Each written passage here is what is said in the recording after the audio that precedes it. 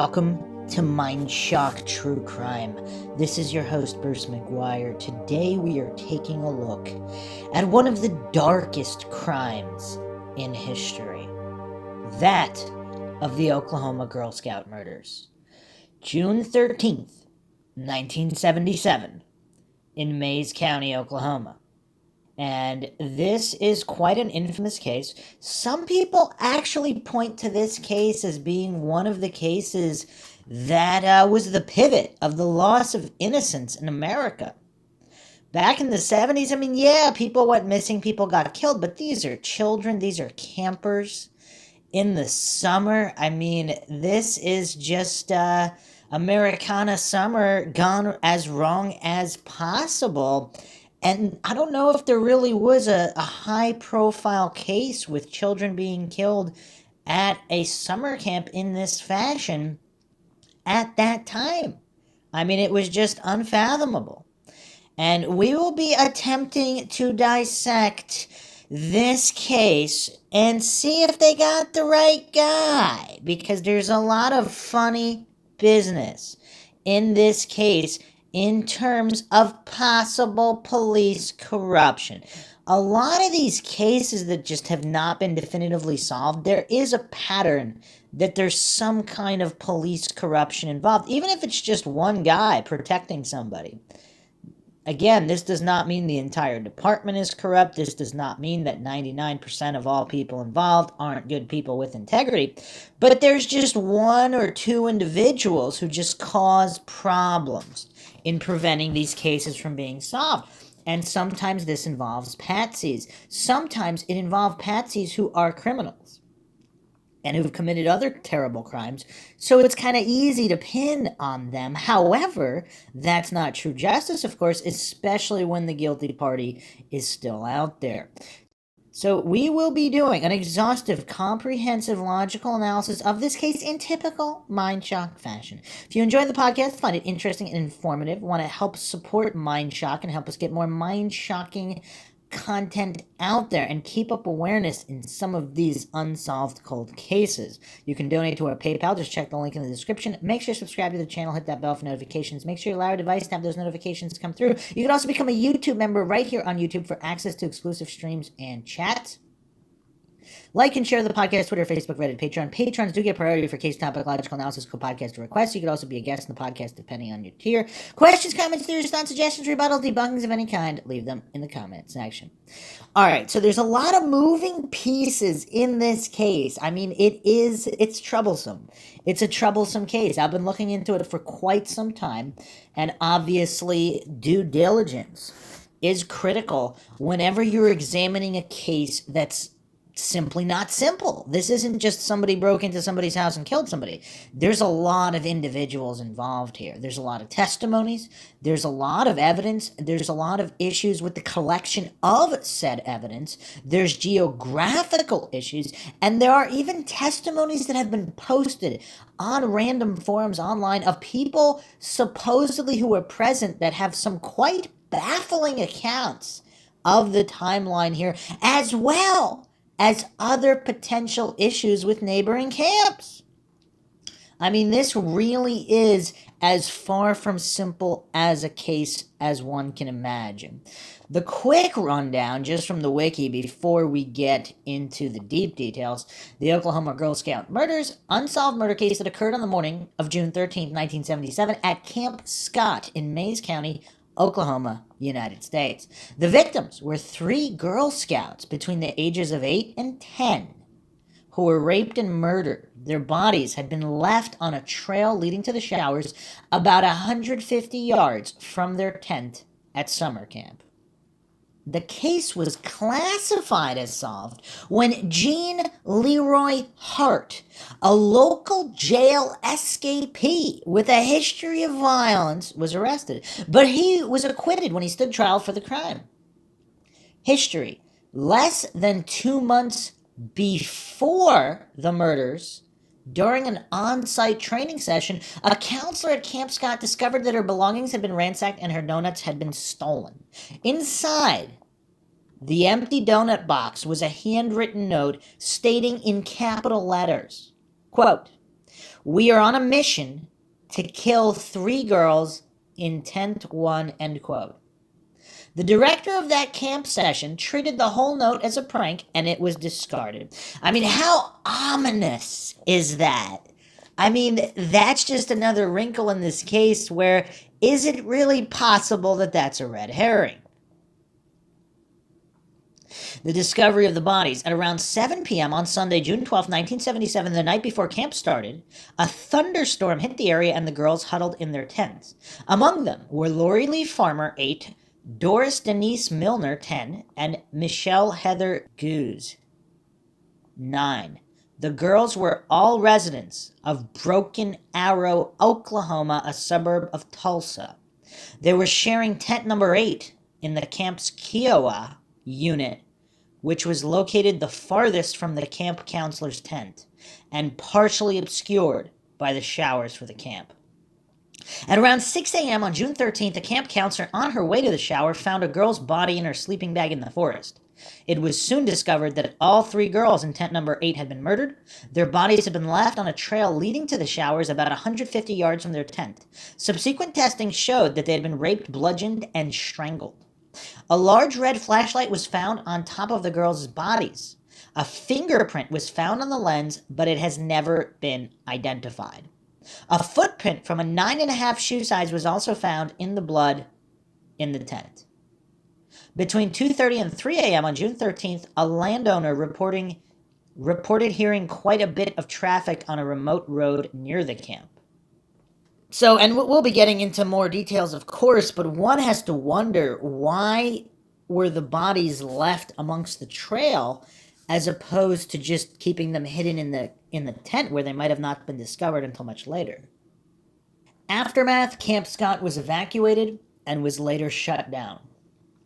I mean, how do you keep operating after something like that? I don't know. Suspect, Gene Leroy Hart, born November 27th, 1943, died June 4th, 1979. Had been at large since 1973 after escaping from the Mays County Jail. He had been convicted of kidnapping and raping 2 pregnant women. I mean, how dark of a case is this? I mean, even if this guy's not related to this case, I mean, this guy raping not 1, but 2 pregnant women, as well as 4 counts of first-degree burglary. Raised about a mile from Camp Scott, Hart, a member of the Cherokee Nation, was arrested within a year at the home of a Cherokee medicine man.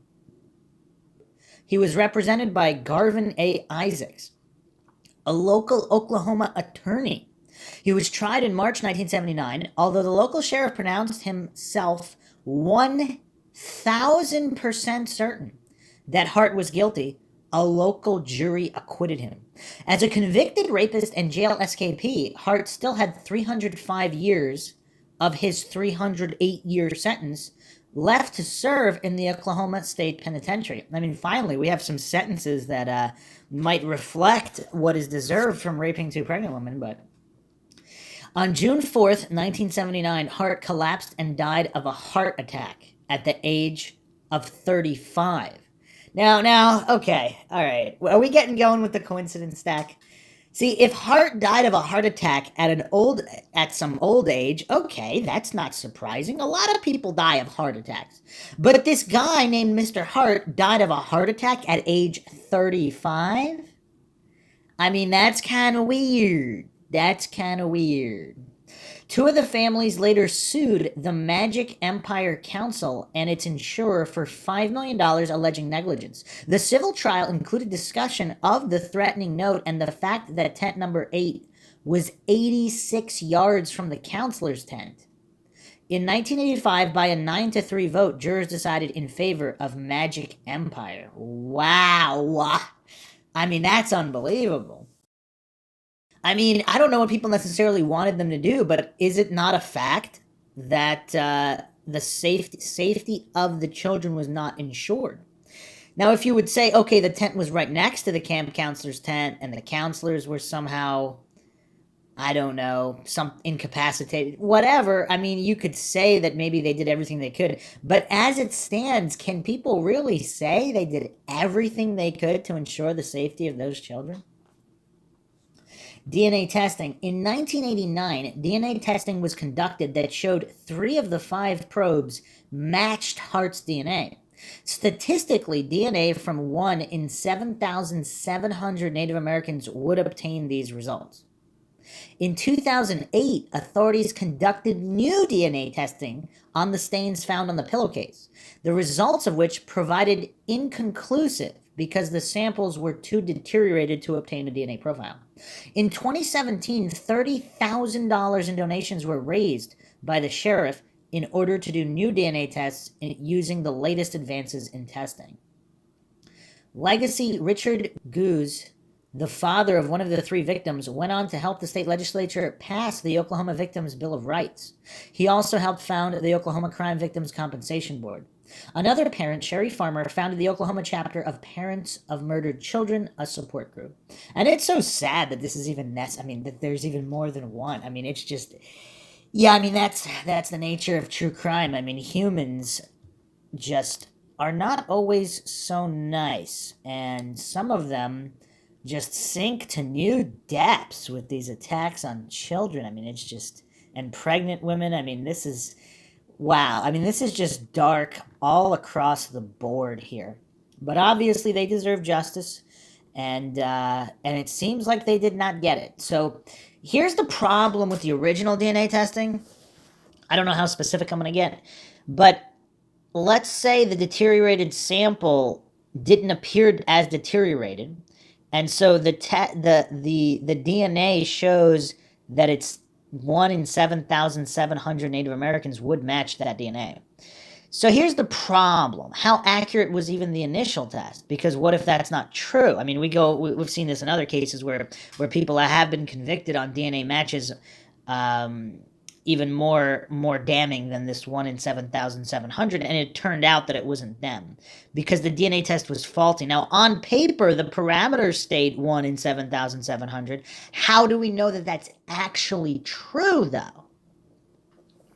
And that's a problem. The cult of scientism has everybody kind of hoodwinked into stating, oh, well, if it was stated, it has to be true. Those people definitely know what they're talking about when all these fallible DNA tests put so many innocent people in prison in the first place, and then the new generation of DNA tech comes out, and all of a sudden it's, oh, actually the previous generation wasn't that accurate. But this one's definitely magically accurate. And then it just repeats again. The next generation went even better DNA. And why would that stop? It's weird. The cult of scientism, this blind faith in worshiping human authorities they're always susceptible to fallibility. We have to keep that in mind. This is why so many cases are unsolved. This is why so many innocent people are in prison.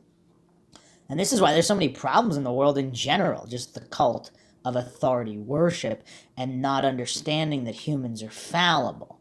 And fallible human technology is fallible, derived from fallible humans. The lessons of the ancient Greeks regarding hubris, they are not really heeded that often. And again, that's why there are so many problems. So let's get more specific here. AllThat'sInteresting.com has a pretty detailed write-up that we're going to go over now. This is by Marco Margaritoff, September 26, 2021. So relatively new write-up here. Inside the horrific Oklahoma Girl Scout murders that remain unsolved to this day. Summer camp has been a staple of the American experience for generations. In 1977, however, summer camp took on a new and horrible connotation for many, thanks to one shocking triple homicide right out of a horror movie, the Oklahoma Girl Scout murders at Camp Scott. Lori Farmer, Michele Guse, and Doris Milner, all between 8 and 10, were raped, bludgeoned, and strangled to death. Their bodies were found shortly before dawn on Monday, June 13th, by a counselor shuffling toward the showers at around 6 a.m. Spotting 3 sleeping bags oddly strewn about 150 feet into the woods, she approached. It was horribly clear almost immediately that 10-year-old Doris was dead. Seeing her corpse atop her sleeping bag led the counselor to run for help, believing that an accident had occurred. Only with the camp director and nurse in tow did the full truth emerge, as the other bags were unzipped to yield more bodies. Tragically, it had been only one day since Camp Scott opened its doors for the summer. A shy newcomer and one of the only black girls at the camp, she had tearfully waved her parents goodbye but made fast friends with tent mates Lori Farmer and Michele Guse. Braving their first night and storm together, they were dead by dawn. Authorities were as confounded as the parents. And what's worse, the murders remain unsolved to this day. This is the chilling story of the Oklahoma Girl Scout murders. With a population of 30,000 and vast forest land in all directions, Mays County was a perfect place to run a camp. Operated by the Girl Scouts since 1928, Camp Scott was 2 miles from the town of Locust Grove and 50 miles from Tulsa Girl Scout headquarters. Counselors met their campers at the latter on June 12th. Michele Hoffman had aged out as a camper by 1977 and would spend her 7th summer at Camp Scott as a counselor. The 15-year-old recalled how scary her own first summer was when she spotted shy Doris Milner in the crowd. Wading through parents and 130 children, she ensured the girl's mother not to worry. My first year at Camp Scott, I remember going, whoa, because it's so dark, dark, dark in those woods at night, said counselor Michele Hoffman. If you've never been camping in a platform tent in the deep woods, it's a little intimidating. After your first time there, you get used to it. You're just prepared it's going to be dark. After about an hour's drive, the bus turned off Highway 82 and onto Cookie Trail Road. While familiar campers jumped out to find their tents, Hoffman made sure to bring Doris to Kiowa, tent number 8 herself. It was close to both the bathrooms and the kitchen, with Milner immediately finding camaraderie inside. A few songs and innocent laughs later, Milner had found best friends in 8-year-old Lori and 9-year-old Michele. Even counselor Carla Wilt said that while they were 3 of the quietest kids individually, the tent was just as loud and lively as others before nightfall. Braving a storm in the tent, the trio went to bed.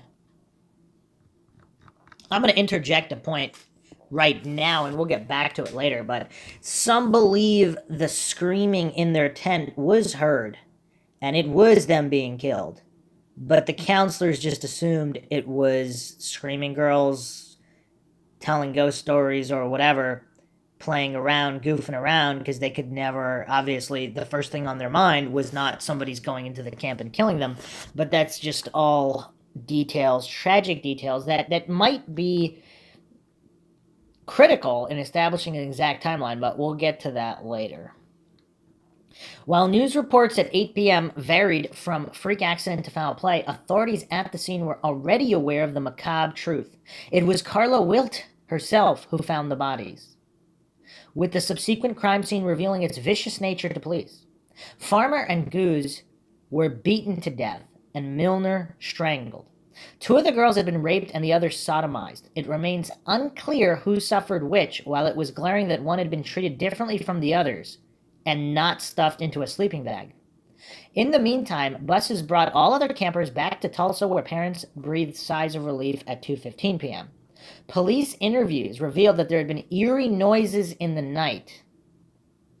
A counselor had gone to investigate moaning sounds at 1:30 a.m. but couldn't locate the source. A camper in tent number 7 was woken half an hour later with a flashlight shone in their face. One girl heard a scream at 3 a.m. while another heard someone crying, "Mama, Mama."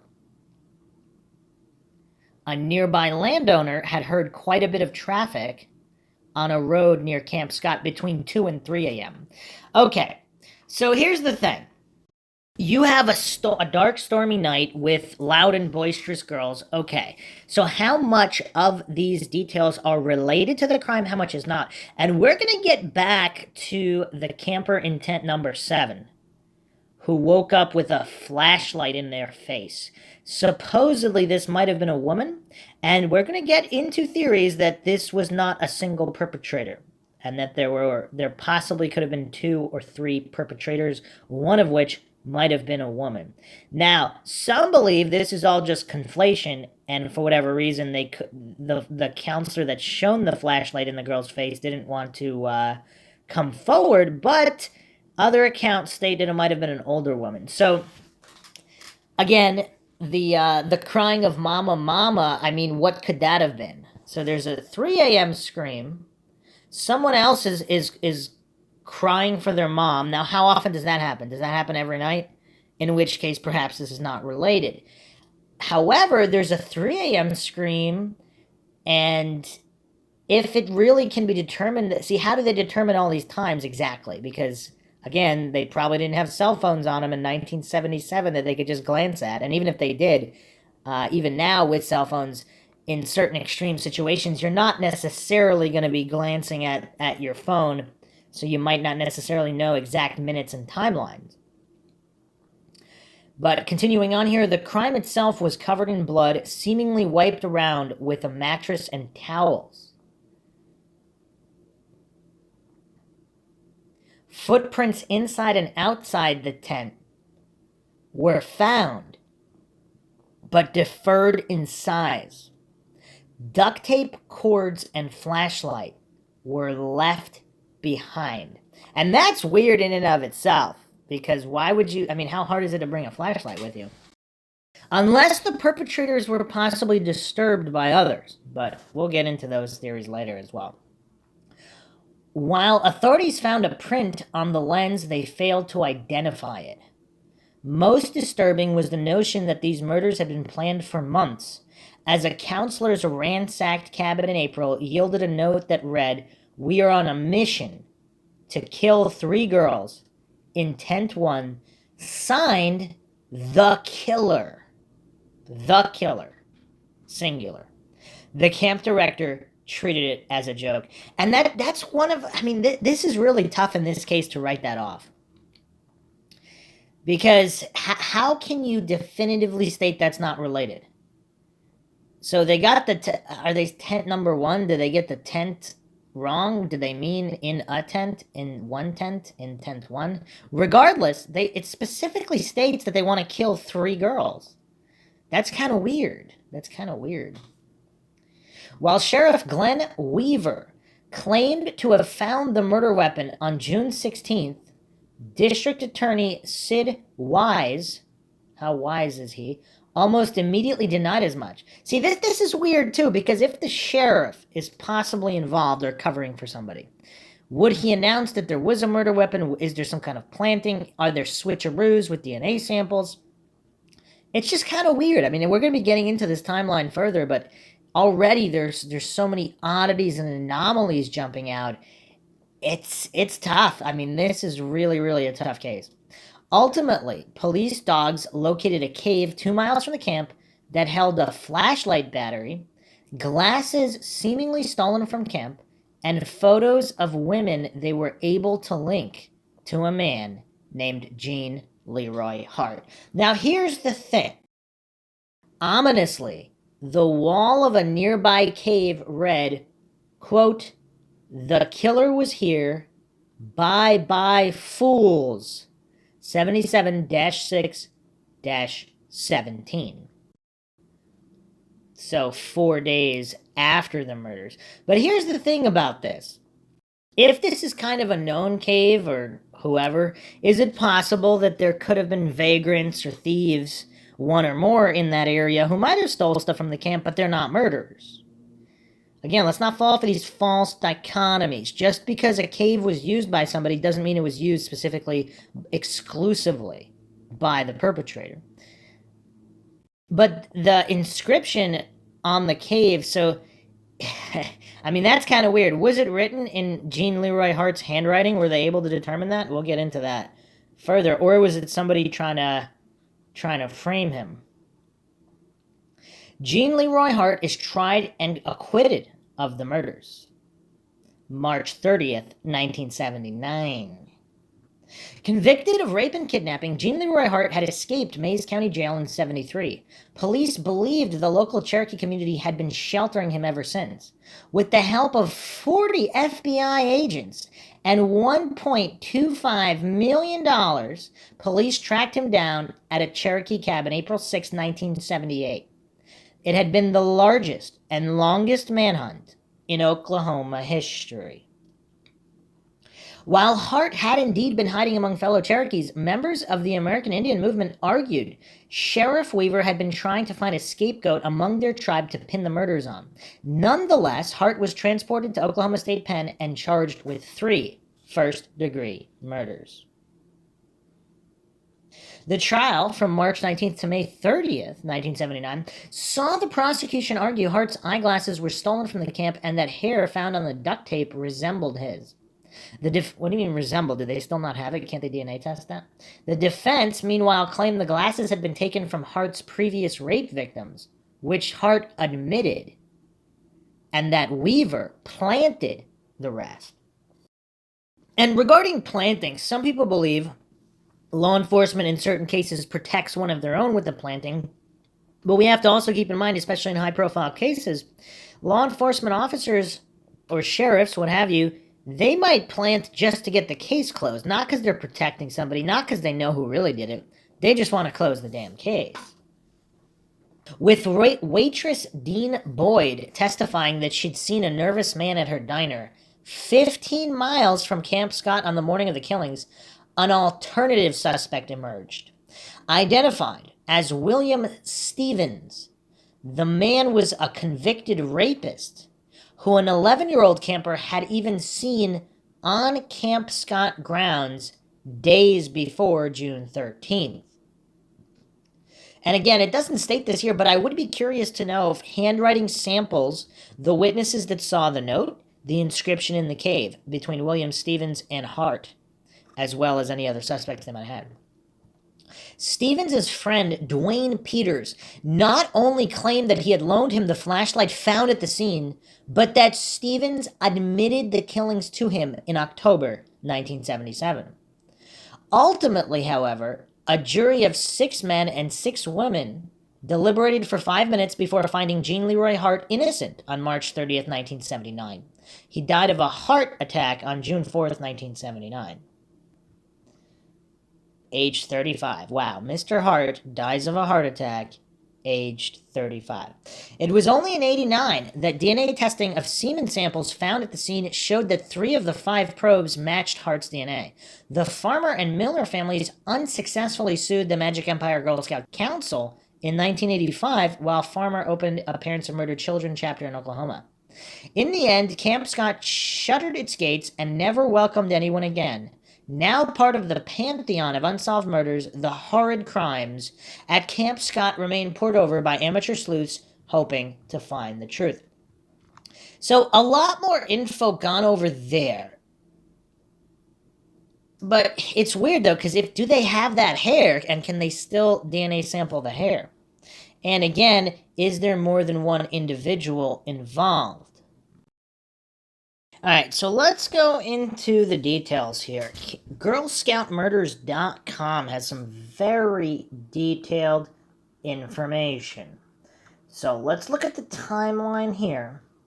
According to this, they state June 13th, 1977, sometime between 2 and 4 a.m., someone or more than one person came into the Kiowa unit, killed and sexually molested the 3 girls who were sleeping in tent number 7.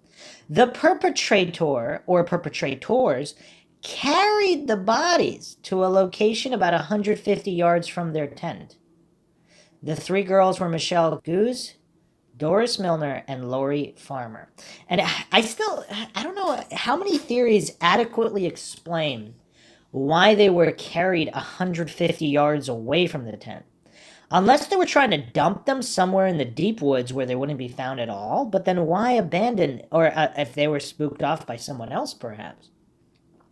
At 6 a.m., Carla Wilt, Camp Scott counselor in the Kiowa unit, discovers the bodies of 3 of her campers dead on the side of the trail while she is on the trail to the showers. By 7:30 a.m., several members of local law enforcement are present at the crime scene and the investigation begins.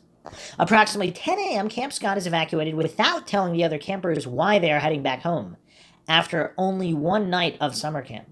Charter buses return the girls to Tulsa, Oklahoma, where they are met by their families. June 13th, 1977 was the last day that Camp Scott was open. After nearly 50 years of hosting Girl Scouts, Camp Scott closed and never reopened. On June 14th, 1977, the wooden floor platform of tent number 7 is airlifted to the crime lab. I mean, that's fancy for 1977. The floor is covered in blood. The perpetrator or perpetrators appeared to have attempted to wipe up the blood using towels and mattresses. Against the wishes of investigators, it is published in the press that a tennis shoe print is found outside the tent and a different print was found inside the tent. And this is another critical piece of information. I mean, what other theories are there that a counselor actually went into the tent and was shocked and then went out and didn't want to admit that for whatever reason? Because, I mean, who knows? I mean, there could be an explanation that does not involve the second print being an individual directly involved in the murders.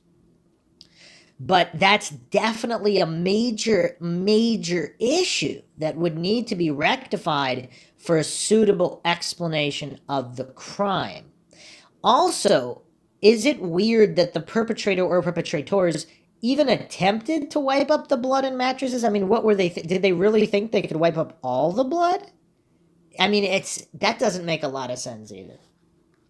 June 15th, 77, Sid Wise, Mays County DA, is publicly outraged that the press published the info about the shoe prints. A man is arrested 7 miles north of Camp Scott. He is living in his car. He is questioned by police and then released. Interesting. No name is given here. The investigation turns to a ranch just west of Camp Scott, owned by Tulsan Jack Schroff.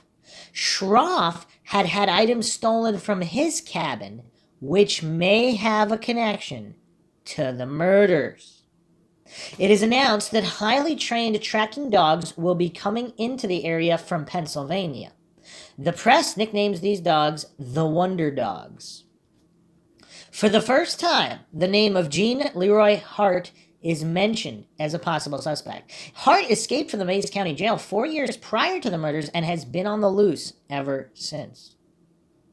Officials further informed the press that in addition to the shoe prints, they have found fingerprints on the bodies, a flashlight, a piece of cord, and duct tape as evidence. June 16th, 77, the Wonder Dogs arrived from Pennsylvania. It is determined that the killer or killers must have passed by the counselor's tent in order to get to tent 8. Curious. Eyeglasses and an eyeglasses case are found. These glasses and the case belong to campers in Kiowa unit and to one of the counselors. It doesn't state exactly where they were found. That's weird. Huh. That's kind of weird. The medical examiner announces on June 16th that the 3 girls were not raped. Huh. June 17th, 1977, Jack Schroff, the nearby ranch owner whose house near Camp Scott had been burglarized the week before camp began, passes a lie detector test. Due to the way the article ran in the Tulsa Tribune and its continuation on another page, the article led some readers to believe that Schroff was a suspect. Schroff received harassing phone calls and threats and had to be hospitalized. What? Investigators working the case announced that there are 3 fingerprints on the girls' bodies. Going back to Schroff for a second, though, would this random guy be that dumb to commit this crime with his ranch right next to the camp? I mean, I don't know, maybe if he's totally insane, but I mean, I don't know if that would be the first choice there, especially if he had lived there for a long time and that the summer camp is ongoing. So it seems kind of weird for him to have perpetrated the crime. June 18th, 77, Sheriff Pete Weaver announces that a murder weapon has been found. DA Sid Wise and agents of the OSBI tell the press that they have no idea what Sheriff Weaver is talking about. UPI reports that the murder weapon is a crowbar and that there are several good fingerprints on the crowbar. Does not state here where the crowbar was found or why they connected it. The tracking dogs lead investigators to some ponds on Schroff's property. The ponds are drug, but nothing is found. Yeah, I mean, and again, what exactly were the tracking dogs tracking? And it's tough. It's tough to make heads or tails of this. At an unknown point between June 16th and 18th, it is rumored that a local Cherokee medicine man has placed a curse on the tracking dogs, and they will all die soon. What? Later in the day on the 18th of June, one of the dogs dies from heat prostration. What? So what is this unknown point about the medicine man curse? Is this just a rumor or can it be verified? That's kind of weird, because how often do tracking dogs just die? That's kind of weird. Okay, the following day, June 19th, 1977, the tracking dog's owner says that they have found some solid evidence and that there will be a break in the case very soon. Sid Wise tells the press that there are no suspects as of yet in the case. Sheriff Weaver announced that there is one suspect in the case. The Oklahoma State Bureau of Investigation, the OSBI, says there are 3 suspects in the case. Wow. So a lot of conflicting information from various sources, from various government sources here. Sid Wise corrects the record, reporting that Sheriff Weaver was incorrect when he announced that he had found a possible murder weapon.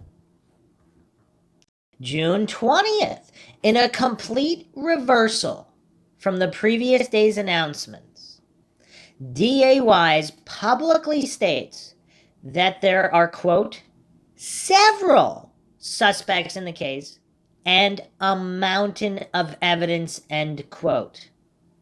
A mountain of evidence. It is also announced that they do have fingerprints on one of the bodies.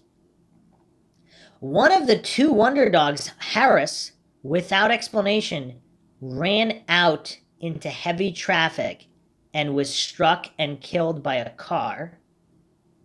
The dog was valued between $10,000 and $20,000. So here's the thing.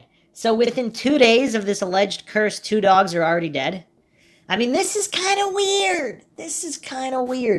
June 21st, 1977, Oklahoma Governor David Boren offers the help of the National Guard in the manhunt.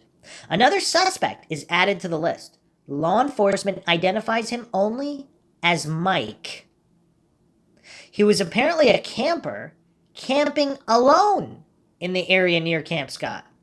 He was also believed to have stolen a hatchet and some supplies from a nearby Boy Scout camp, Camp Garland.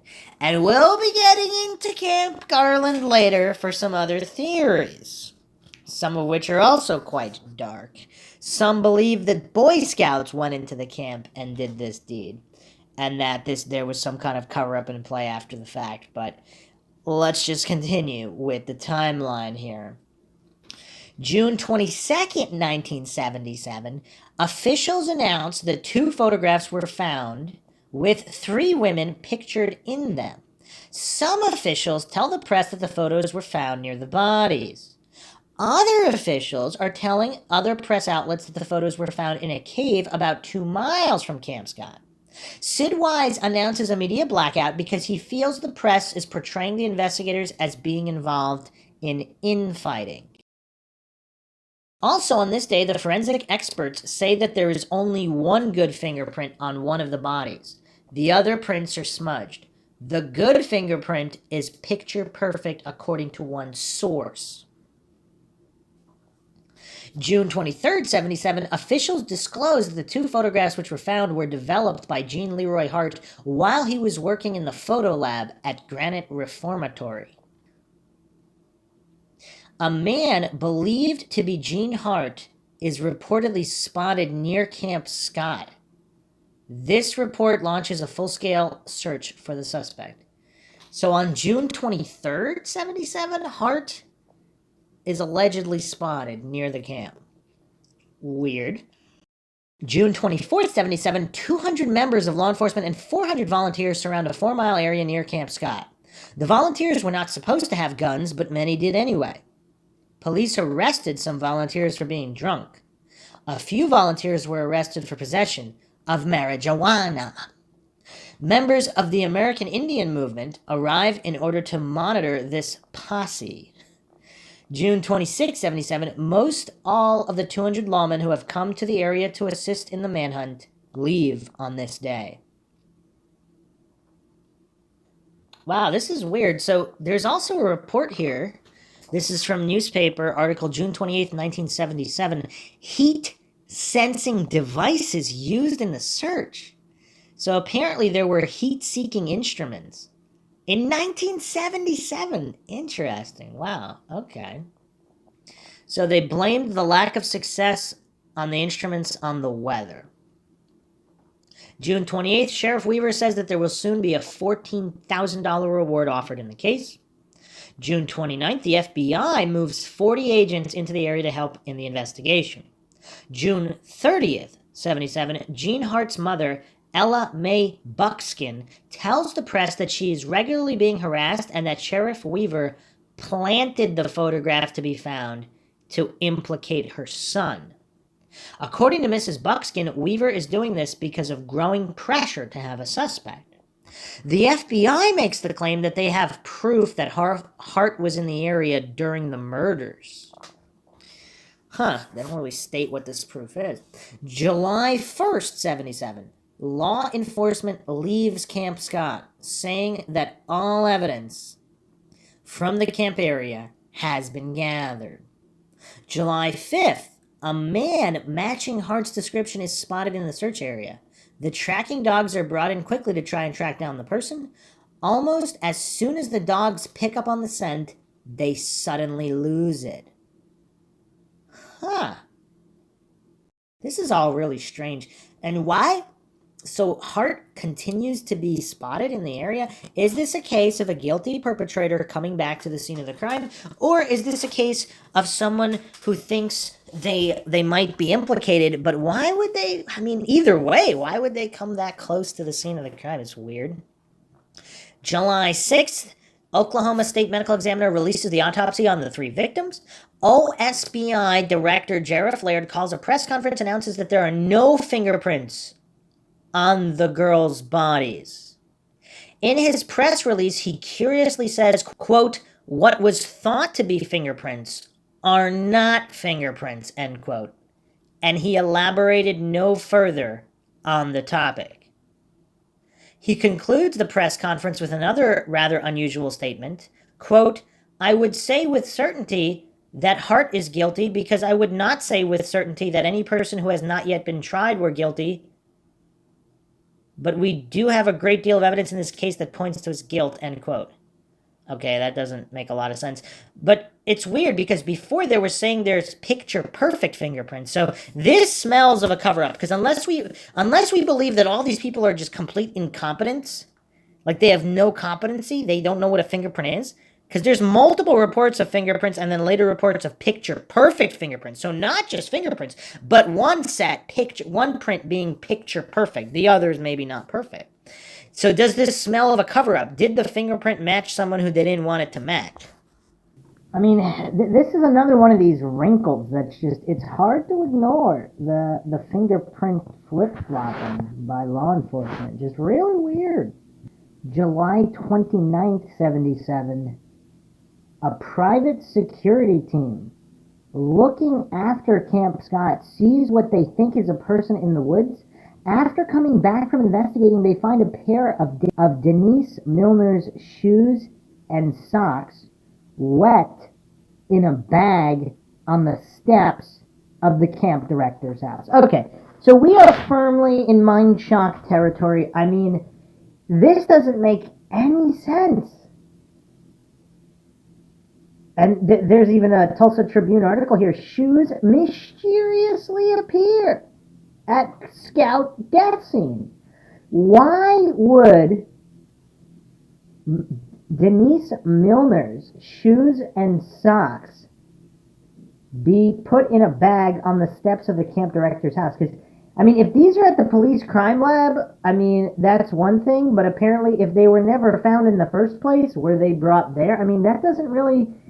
Wow, that doesn't make any sense. We're going to have to come back to that because that's another one of these wrinkles in the case that doesn't make any sense at all. August 3rd, Tulsa World newspaper prints front page plea from Oklahoma Governor David Boren. Boren said, "I will use the authority of the governor's office and will take any steps necessary to assure his security and a fair trial if he will give himself up." September 22nd. So July 29th, the shoes and socks mysteriously appear. That's like the last major evidence-based point.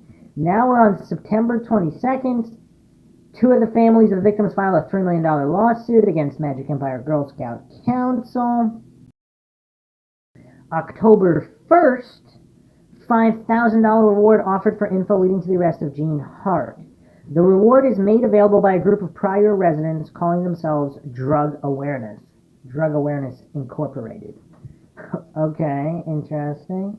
October 10th, Mays County Sheriff Pete Weaver announces to the press that he is confident that Jean Hart is still in the area and that he will be apprehended. He told the press, "We'll stay with it until we do catch Hart. It's investigate day and night." December 30th, 1977, two state law enforcement agencies report that combined they have spent in excess of $138,000 in the manhunt for Hart. Combined, the OSBI has spent $100,000 and the Department of Public Safety $38,000. Not included in the figure were the expenses for the National Guard and, of course, the cost to Mays County. A spokesperson for Governor Boren says that the state went all out and that expense was never an option. January 28th, 78, the FBI releases some composite sketches of Jean Hart along with some aliases he is believed to have used. The sketches portray him with long hair and wearing glasses. Okay, then nothing until April 6th, 1978, 4:15 p.m., a team of 8 OSBI agents, including Mike Wilkerson, Harvey Pratt, Jack Lay, Larry Bowles, Bud Owsley, Kerry Thurman, Don Sharp, and Roger Crisco, storm a home in a remote area of the southeast corner of Cherokee County near Bunch, Oklahoma. The residence belonged to a man named Sam Pigeon and was located about 45 miles from Camp Scott. Hart is arrested without incident. He is transported directly to the Oklahoma State Penitentiary at McAllister. There are some photos from the arrest here. Remembering that Hart had tried on eyeglasses of the 2 Tulsa women he raped in 1966, and remembering that eyeglasses were stolen and some discarded from the tents in the Keola unit, it was noticed by all of the arresting officers that Hart was wearing women's eyeglasses. The State of Oklahoma versus Jean Leroy Hart. On March 19, 1979, the trial of the State of Oklahoma versus Jean Leroy Hart began with its first eyewitness taking the stand. The trial would last until May 30th, 79. Unfortunately, there is no actual trial transcript for this case. By Oklahoma statute, when a person is acquitted of a crime, no trial transcript is retained by the court clerk. I mean, it's got to exist, though, right? On the website here, they do have a bunch of articles, newspaper articles. I mean, I'm just going to go over one article here from March 26, 1979. 2 chemists challenge evidence in trial over Girl Scout slayings. 2 chemists testifying for the defense today disputed the state's evidence against Gene Leroy Hart, who was accused of murdering 3 Girl Scouts in 1977. The 2 witnesses suggested that some of the chemical tests bordered on guesswork. John T. Wilson, chief forensic chemist for the Kansas City Police Department's Regional Crime Laboratory, told jurors that tests conducted on hair, blood, and semen samples taken from Mr. Hart were unreliable. Herbert Maxey, a chemist who formerly analyzed hair and semen samples for state law enforcement agencies, said the tests could show similarities, but that's as far as it goes. So basically, I mean, these experienced chemists are calling into question the veracity of the nature of the so-called matches. You know what's weird though? So regarding the witness here, waitress in Chateau, she testified that on June 13th she saw convicted rapist William Stevens in her restaurant acting shaken and with blood on his boots. See, that's kind of weird though. If he really did kill people, he goes into a restaurant. Does that sound like a made-up story and a planted witness? I mean, I don't know. That's kind of weird. That's kind of weird.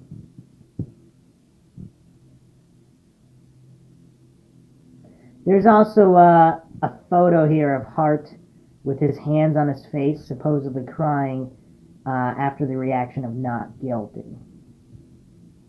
Make of that what you will. So there's a very interesting part of the website here, the Unexplained. And I mean, this is definitely Mindshock territory. So let's go over this here. There are some elements to this case that defy logic and defy the normal rational process of a modern investigation. This is what the author Charles Sasser refers to as the lore of this particular case. For most Oklahomans, especially those who live in the larger cities like nearby Tulsa, as well as Oklahoma City, Lawton, Bartlesville, and most Oklahomans who live in the western half of the state, the very idea that Indian medicine men are still an active part of the native people's lives is a completely foreign idea. The idea that there are native peoples within the borders of the state of Oklahoma who have so isolated themselves from the modern world that they barely speak English and are much more comfortable in the Native American tongue is also something unfathomable to most Oklahomans. An entire website or even an entire book could be written strictly about some of the bizarre occurrences that happened before, during, and after the murders of these 3 Girl Scouts. This site will only attempt to discuss a few of them. Wherever and however possible, I will try to document the sources for the information given in this section. It must be noted, however, that much of the evidence of these unexplained events remains anecdotal, and you will either choose to believe them or you will choose not to believe them. Orientation. The pages below come from Counselor Carla Wilt's testimony at the preliminary hearing. Miss Wilhit was the first person to discover the bodies of the 3 slain girls. She and another counselor were called as witnesses on the first day of the preliminary hearing. Here, Story recounts an event that occurred the week before the fateful week of summer camp began. Miss Wilt and the other counselors were at Camp Scott for an orientation session. There, she had one of these unexplainable events occur to her personally. Under oath, she recounts the events of one night during the week before June 13th. So here, the pages here. Who has the keys for those buildings? Ben. Does the camp counselor have keys? I don't know. Back to the security class. During orientation week, did they tell you anything about the security around the building? Around which building? Any of them? Camp buildings. Any building at Camp Spot. At Camp Scott. Her response, no, we were just told, mostly it was more camp safety because we'd never really had any problems with anybody. We have a few prowlers before the previous years, and nothing has ever been taken or destroyed, and then it was in passing that we were told, if we did see any prowlers or any people in campgrounds, that we were supposed to notify them that it was camp property and for them to leave. Carla, have you ever seen a prowler at Camp Scott? I couldn't call them prowlers, but I've seen people drive through and ask, directions to the camp director's office, and I just tell them where the office was or tell them they weren't allowed on the property. They would have to turn around and go back. Did anything ever happen to you during the orientation week which was unusual? Well, there was. I hurt my back lifting sailboats. What happened after you hurt your back? Well, there was this stuff, camp out down at the Cedar Lodge. Where is the Cedar Lodge located, Carla? Well, you go back down the road a piece, and there's a sign that says Cedar Lodge. Which way? Down the Cookie Trail east? Down the Cookie Trail north. Yes. Mr. Wise interjects here. If it please the court, I'm going to object to this line of questioning unless we can establish a date and time with some relevancy to this case. The court sustained. Have her establish when it happened. Mr. Isaacs, I thought we were talking about the orientation week, Judge. Do you recall what day during the orientation you hurt your back, Carla? Probably Wednesday or Thursday. If it pleases the court, we would inquire about the orientation week of 77 or what year. Do you want to ask her that, Mr. Isaacs? Miss Wilt, which orientation week are we talking about? 1977. If you can recall, what day of the week are we talking about, Wednesday or Thursday? About what time of day did you hurt your back? Afternoon. After you hurt your back, did you go down to Cedar Lodge? I eventually did. They gave me some Tylenol with codeine, and that knocked me out for the afternoon, but I was up and went to Cedar Lodge to eat, but I planned to sleep in the staff house on the floor because I couldn't sleep on the floor of one of the tents, and I didn't want to be up in the infirmary by myself, and if I slept in the staff house, I would be closer to some of the units. And so anyway, question, what happened that night when you were in the staff house? I heard a noise. I heard noise behind the staff house on the screen. What did it sound like, Carla?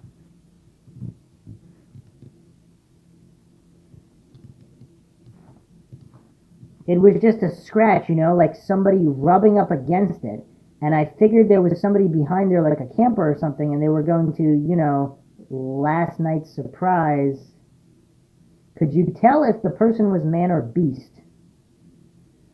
It sounded like a person, and so I said, who's there? And nobody answered, but I heard steps walking away, and so I put on my glasses, and I just laid there and listened, and I heard, some more steps, so I got up and looked out, looked out the front window because I thought it might have been Sally, our camp dog. And here she comes. Sally comes across from over the Woodward's house. Who does Sally belong to? The camp. What did Sally do when she came running across the yard? She started barking and growling. Did you ever see what she was barking or growling at? No. Did you hear anything else? Not after that. I just grabbed my blanket while she was starting to chase whatever it was, and I ran across and got Dee Elder because I knew she was in the Quapaw unit. And I got her and a few other people, and they came in and sat with me until I fell asleep, and then Jody Davis came in the house and the rest of the night. Did you tell anybody else about the incident where you heard the noise outside of the staff house? I don't remember, just Dee and whoever else was there at the time. Did anything unusual other than that happen during the orientation week? No. How about the tent flap? Did you see that? The one with the 6-inch tear in it? Yes, ma'am. Yes, I saw that. Do you know what caused it? No. Does weather ever cause a 6-inch tear in a tent flap? It could, and we don't know whether weather caused it or somebody cut it, do we? Mr. Wise, if it pleases the court, we would object. She's asked and answered the question. Objection sustained. Okay. So apparently there's some kind of 6-inch tear in a tent as well. Huh. So this could have been a stalker or a prowler or somebody, or it could have been nothing. I mean, that's not really that definitive there.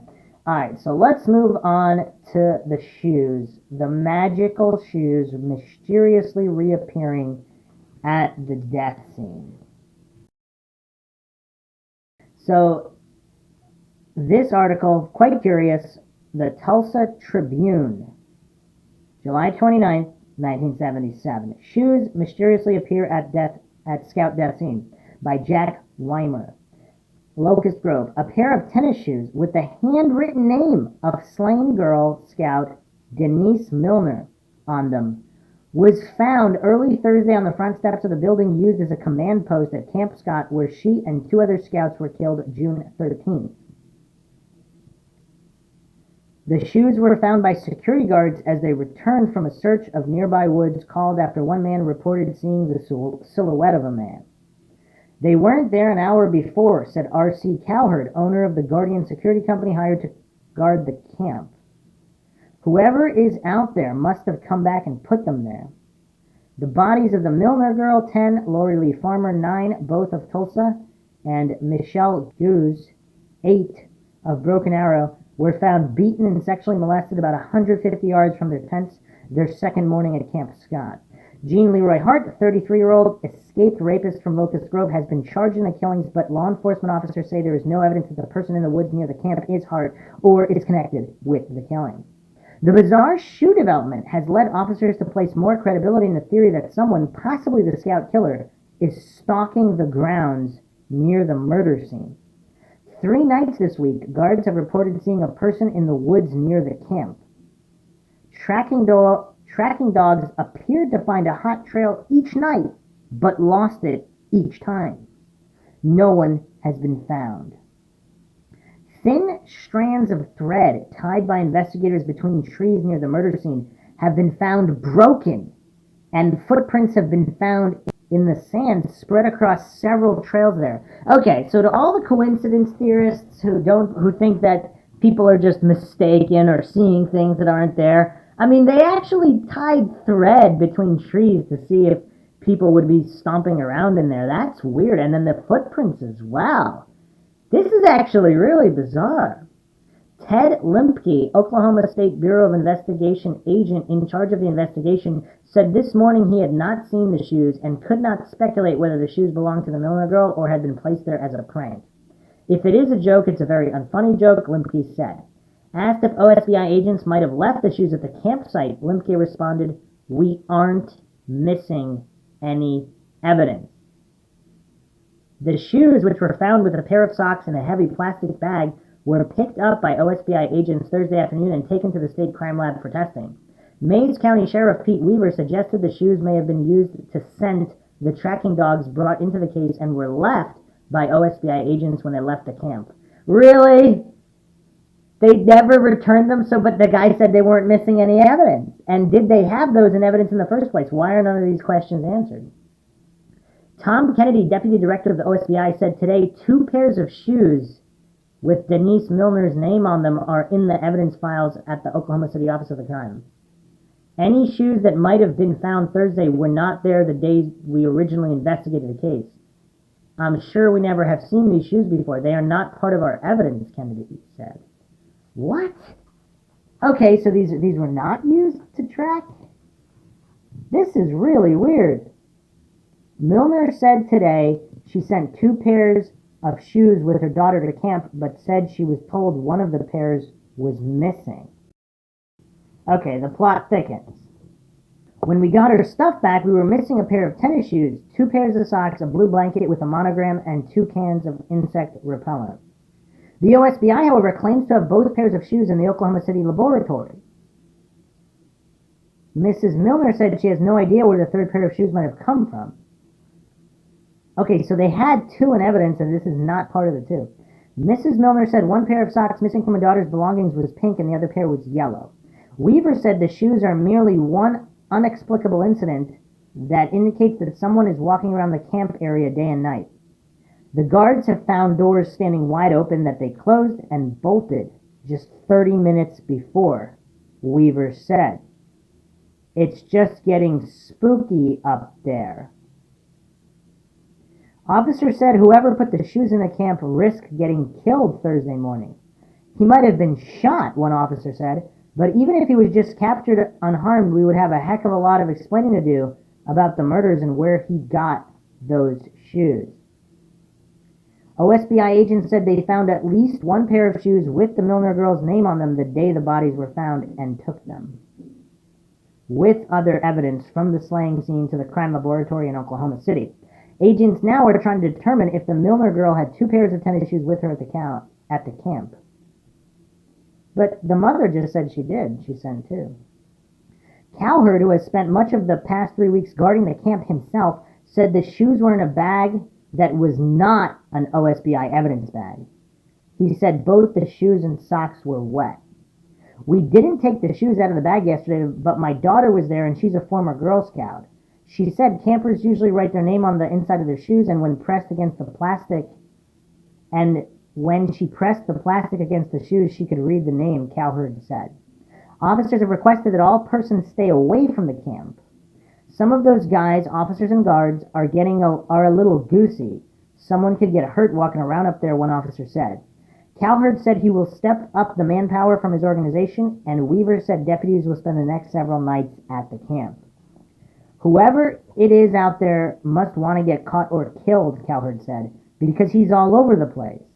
Based on the tracking dog's behavior, Cowherd said the person walking around the camp, has walked in all directions through heavy brush and avoided established trails.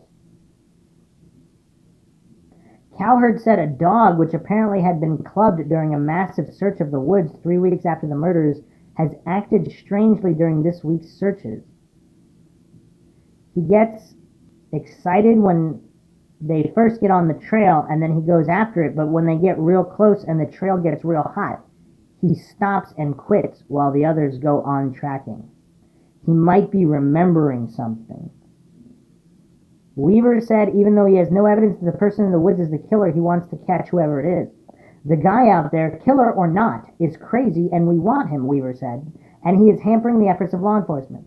We've got a hell of a job on our hands without someone messing around with us. You know what's weird though?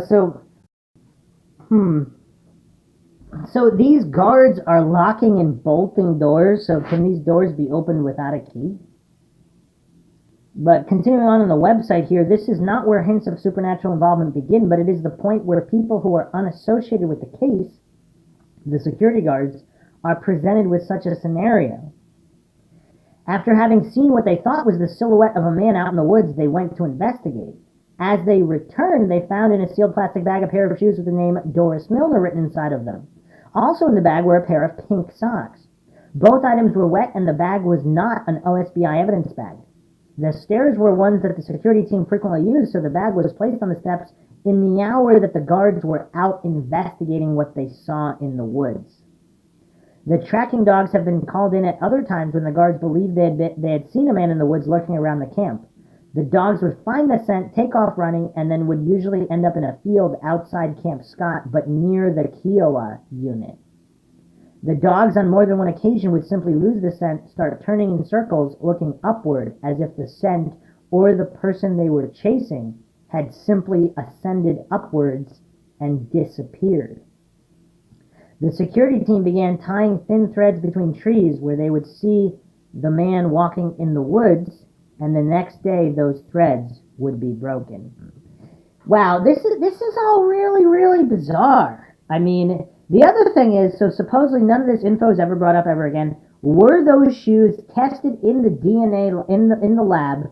Does the DNA on the shoes, can they confirm that they were Doris Milner's shoes? Would that make it 3 pairs of shoes? Or were they lying that they had 2 pairs of shoes already to try not to look bad? Was one of them really stolen from the lab and then put back, even though it's not an evidence bag? If someone did steal it from an evidence bag, it's not that hard to put it in a different bag. So what really happened with the shoes here? I mean, I don't know why this is not a primary point of the investigation, because, I mean, can anyone recall any other case like this? I mean, this is bizarre. Continuing on here, Cookson Hills. The Cookson Hills are in the eastern part of Oklahoma. They are an extension of the Boston Mountains of Arkansas to the east and the southwestern margin of the Ozark Plateau. They lie generally between Stillwell, Oklahoma, Sallisaw, Oklahoma, and Tahlequah, Oklahoma. The area became part of the Cherokee Nation in the early 1800s until 1907, when Oklahoma became a state. The region is a rugged, dissected plateau with numerous peaks and ridges of 1,500 feet or higher. The Cooksons are drained by tributaries of the Arkansas River. The Depression-era bank robber Charles Arthur Pretty Boy Floyd, Rufus Buck, the Dalton Gang, the Doolins, and the James Brothers, Bell Star, Cherokee Bill, Wilbur Underhill, and more recently fugitive Jean Leroy Hart. Without actually taking someone into the Cookson Hills region of northeast Oklahoma, it'd be very difficult to explain exactly how and why these legendary outlaws and fugitives would choose the Cookson Hills as their sanctuary from the law. The area where Camp Scott was located is just north of the confluence of Snake Creek and Spring Creek. The main part of the camp sits on top of a ridge that overlooks that valley cut by Snake Creek far below. To see the place today that for nearly 50 years served as a haven for Girl Scouts is not only slightly eerie, but it is also sad. The former camp area is only minimally maintained by the current owners. Because of this, one has the opportunity to experience what these hills had to offer so many fugitives over the past 150 years. The isolation, the solitude, and the disorientation that come very quickly once you step away from any path off into the woods. You realize instantly that you lose your sense of where you came from. You realize how limited your visibility is in any direction because of the thick trees and dense underbrush. When the wind blows, it is all too easy to believe you saw something or someone moving through the woods. You then become aware of the fact that someone could be standing 7 or 8 feet away from you and you would not be able to see them. I mean, are they insinuating here that there's just some kind of supernatural element to this area? So the theories that there was more than one individual involved have this goes back to articles as early as June 21st, 1977. So within weeks here. Man questioned in Scout murders. One man was questioned Wednesday in the sex murders of 3 young Girl Scouts, but authorities said the importance of the interrogation was being blown way out of proportion. 3 highway patrolmen and a deputy sheriff went to Miami, Oklahoma, about 60 miles from here, from Locust Grove, to question a man arrested on a complaint of public drunkenness. The man was later returned to his cell. Mays County DA Sid Wise said that the questioning was not unusual, that officers were talking to many people in the northeastern Oklahoma area. Another article here, June 27th, 1977, may be second suspect in Girl Scout murders. A leader in the investigation of the 2-week-old slaying of 3 Girl Scouts said Sunday officials have not ruled out another suspect. Mays County DA Sid Wise would not give details on any other suspects or name them. He said officers were still searching for Jean Leroy Hart, who was charged in the death. 4 SWAT teams from the Highway Patrol and the FBI searched a section of hill country about 3 miles long and a half-mile wide Sunday for evidence that might indicate Hart was hiding there. Authorities have said they believe Hart, a Cherokee Indian born in the area, has been hiding there since his escape from jail 4 years ago. Hart fled from the Mays County Jail at nearby Pryor in April '73.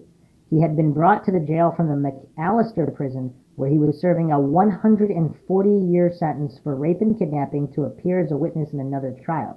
Most of our men are back in, and we have nothing so far, Lieutenant Kenneth Van Hoy, Highway Patrol Information Officer, said Sunday afternoon. It's been about the same as yesterday. We really have nothing very productive to report. He said that the undergrowth was so dense, a man could be 2 to 3 feet from searchers and still be hidden.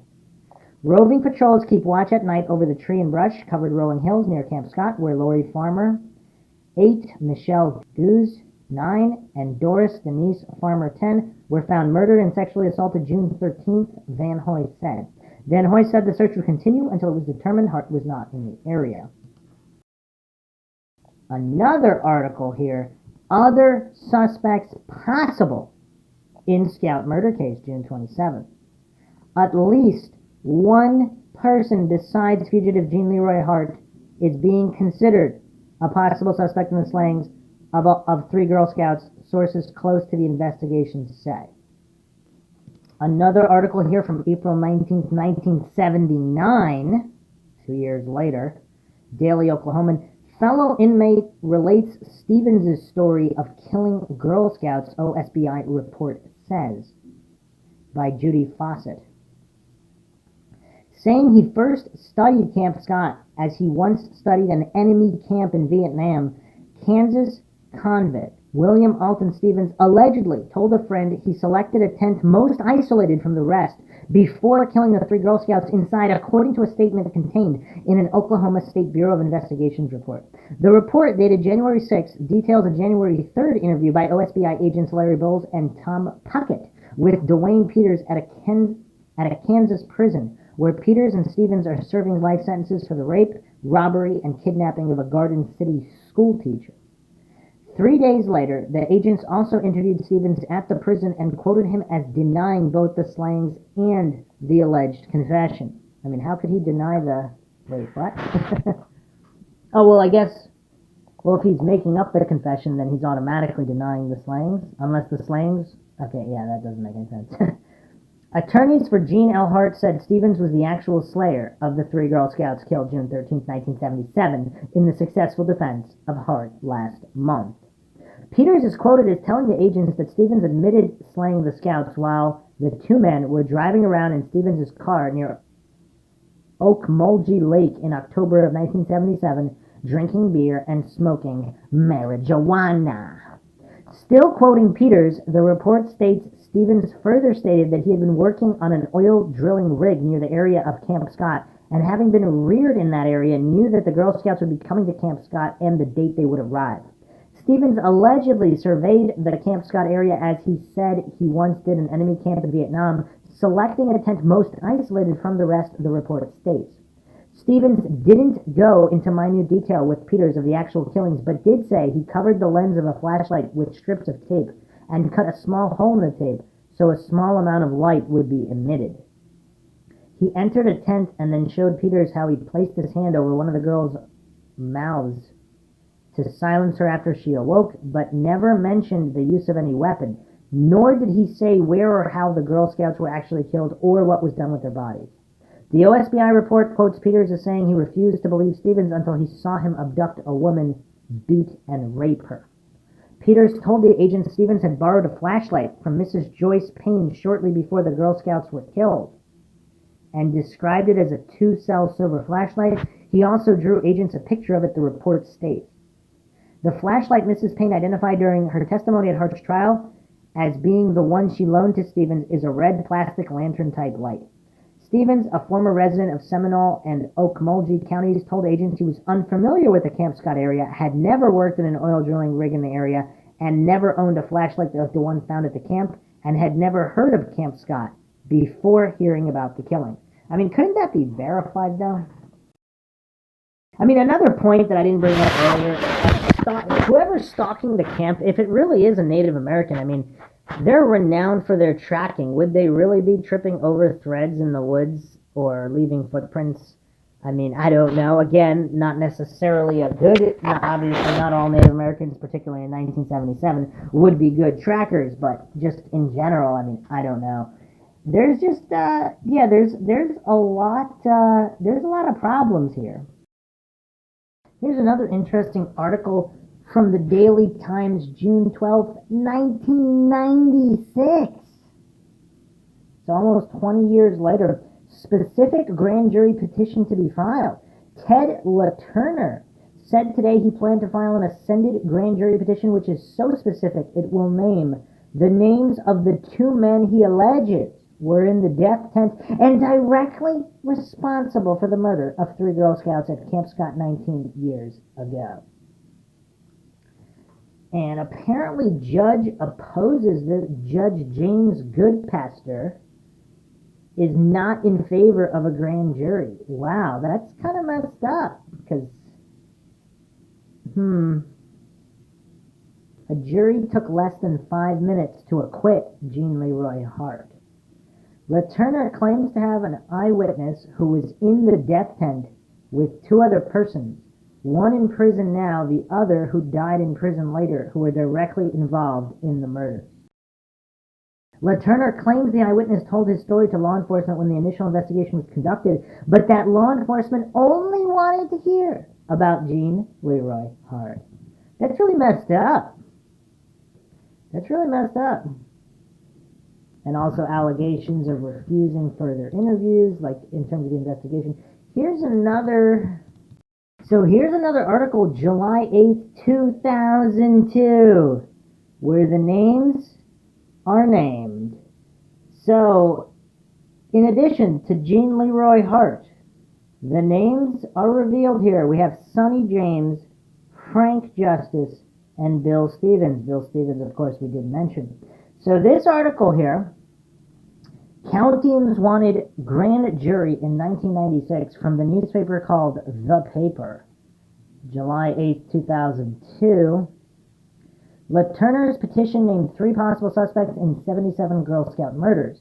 Nearly 20 years after the unsolved murder of 3 Girl Scouts at Camp Scott, hundreds of Mays Countyans signed petitions calling for a grand jury to further investigate the crime. Locals, 20 names per sheet with sheets stacked an inch high, signed petitions in June 96 to inquire into the conduct of the investigation of the homicide of 3 Girl Scouts on June 13, 1977. 1977, and determined the identity of perpetrators of the homicide. Perpetrators already there, not perpetrator, but perpetrators. But the grand jury was never called. The grand jury petition's champion, Ted LaTurner, who was hired by former Sheriff Paul Smith to investigate the Girl Scout murders and became obsessed as a private investigator with bringing to justice the killer or killers, left town and was not heard of again until now. In the grand jury petition, LaTurner named names of suspects other than Jean Leroy Hart, who has been the only man officially charged with the crimes. Hart, however, was found not guilty in March 1979 by a Mays County jury that was not convinced by the evidence presented by the prosecution.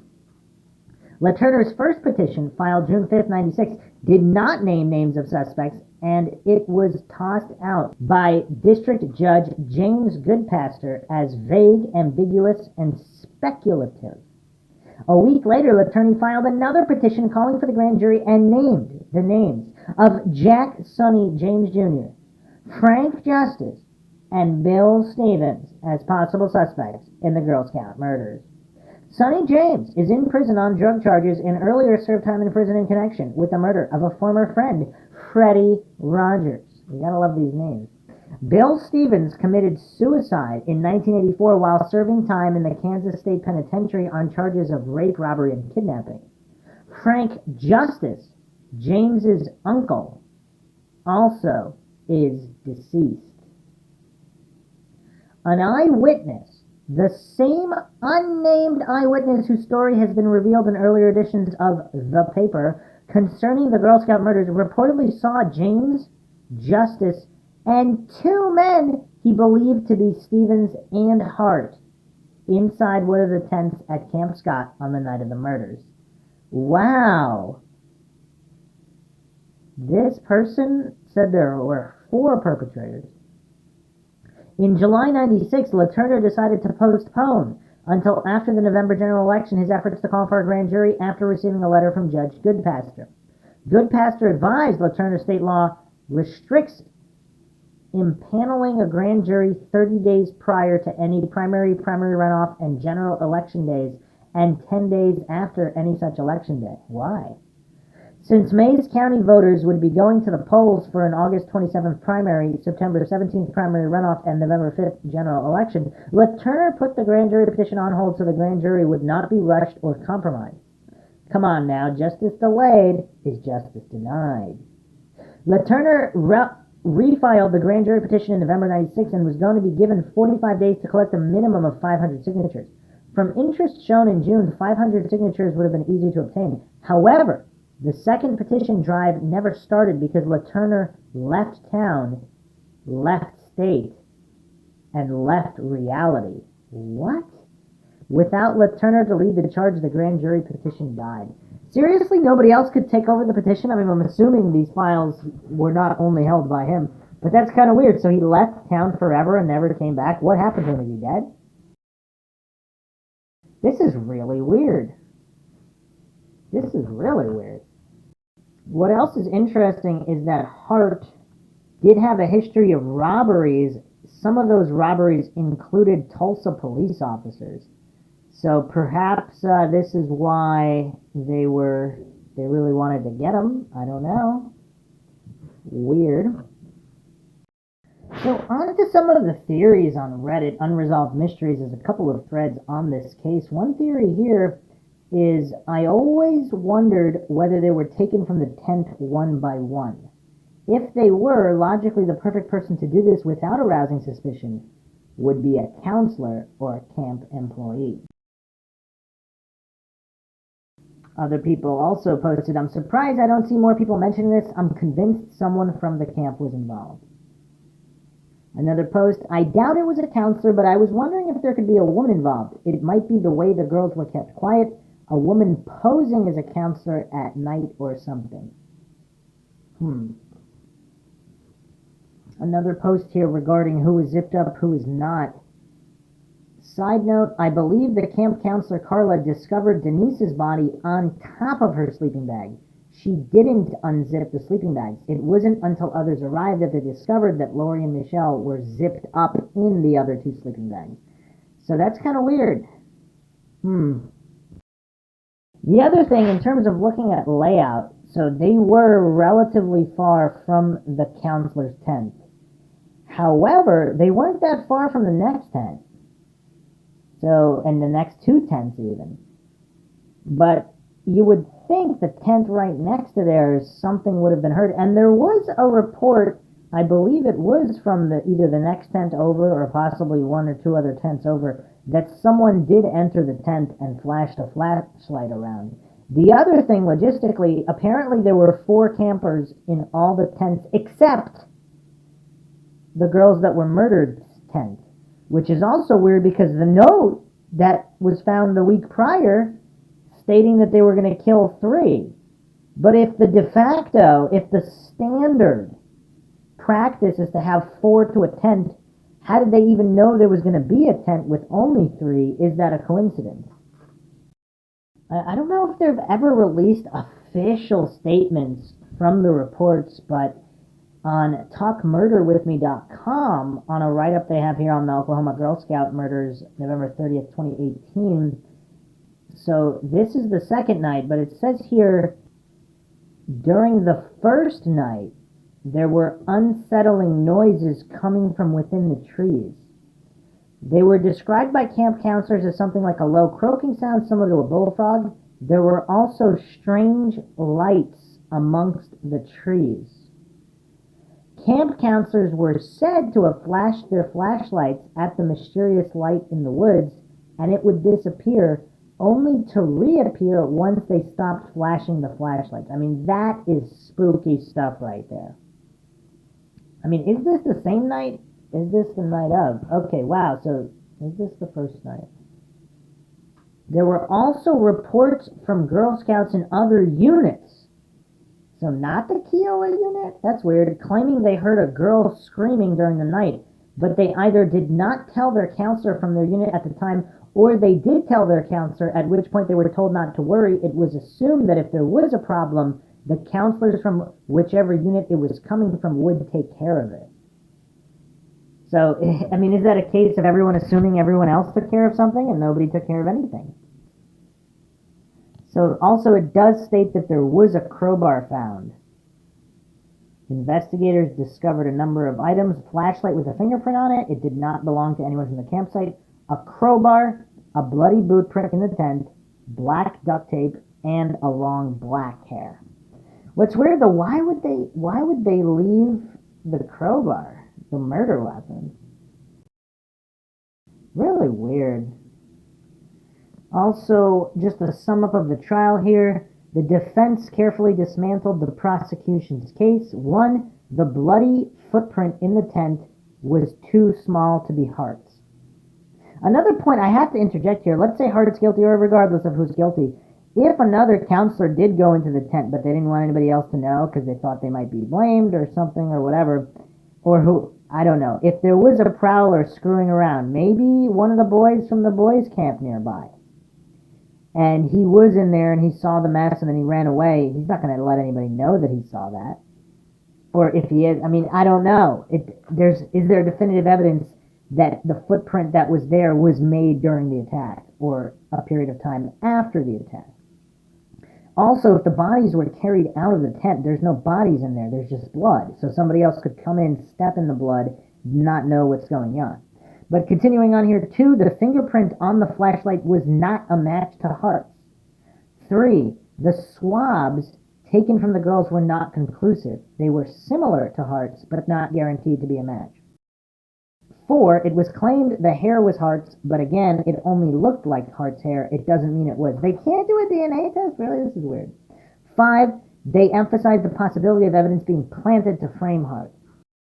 Here it's stating that it took 6 hours to deliberate the verdict. In other newspaper articles, it said minutes. So, a couple other points. Supposedly, there were the knots in the cord that were used to tie something. I mean, it's unclear to what extent the bodies were tied up or simply restraints found near the bodies or in the tent. but there were 2 different types of knots used, and apparently the medical examiner also said there were 2 different murder weapons. One of them from a right-handed person, one from a left, although I don't know how that could be definitively verified, but... A couple of posts here, also on Unresolved Mysteries. My mother was at Camp Scott when this happened. She is convinced it was Hart. She was the nurse's assistant. She doesn't talk about it much, but I just think she has her mind made up as it being Hart. Could be for closure, I don't know. I forward her a link to this thread, but I'm doubtful she'll chime in. And yeah, that's also true. A lot of people simply want to believe in a certain outcome because for something to be unknown, that would just be much more terrifying. So, they take what they can, especially traumatized people. Here's another interesting post in terms of analyzing the screams and the situation. I'm going off what others have said in the thread, but in a documentary, apparently they interviewed the staff and they did hear screaming and stuff, but they dismissed it as screaming at the thunderstorms and the girls just playing. Which, as expletive up as it is in hindsight, girls of that age scream bloody murder all of the time for no expletive reason. I worked at an after-school program and I come from a household with no females except my mother. And the amount of times my blood pressure peaked in the first week of hearing the girls screaming as though they were being massacred was just insane. By the time I left that job, I probably wouldn't even notice a girl screaming if she was being murdered. Another poster posted this. Sadly, it might be precisely because they were in the furthest tent. Have you ever awakened a teenager at a normal daylight hour? It's difficult enough then. Now wake one up at 2 a.m. and ask them to find shoes and shuffle off into the dark to a distant tent.